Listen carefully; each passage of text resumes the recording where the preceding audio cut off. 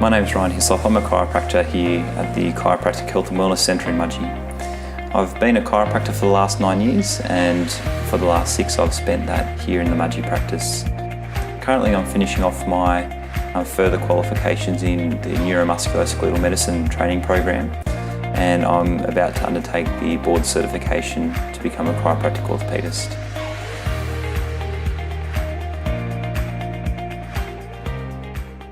What got me into chiropractic was essentially a desire to help people. So I didn't have a specific direction towards chiro for the fact of it was chiropractic and I'd had an amazing experience. It was more, I knew I wanted to help someone but without having to get involved with medicines or surgeries or getting involved with blood and guts essentially. So I knew I was looking at maybe becoming a physio, an OT, chiro, something along those lines.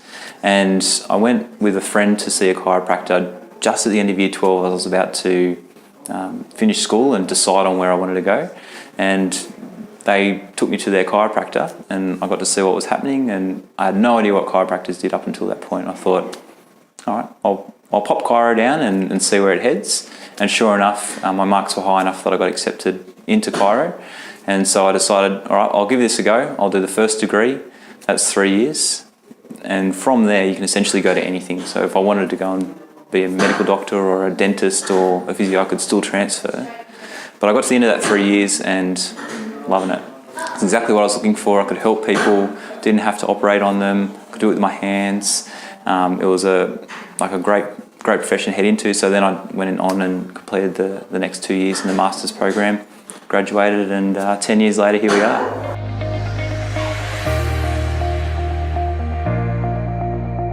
Day-to-day is awesome. Like, we have an amazing skill set.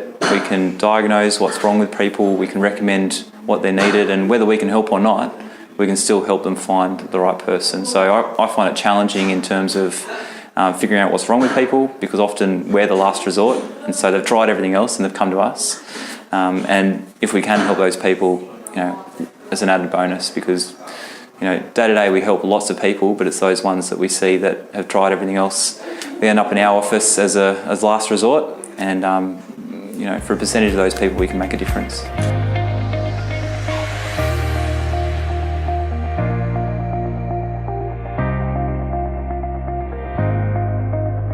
Well, I came from Sydney. I grew up in the suburbs of Baulkham Hills, and made a decision after sitting on the M2 in traffic every single day going to uni that I was not going to work in the city. I'd had enough. I was only going to work west of where I was living, and my first job was in the Blue Mountains, and slowly but surely I've been drawn to the country. It probably helps my wife's from the area, but it's the lifestyle, the cost of living, the people.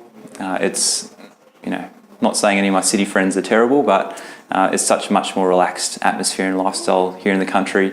I feel you get more out of life because you're not sitting in the car all day waiting for traffic to pass, and we get to help a huge range of problems. So we're helping farmers, miners, people in offices, teachers, all these sorts of different people that in city practices when I was in my internship and with friends that I knew down there don't get quite as much variety. So it's great for a professional challenge in that regard.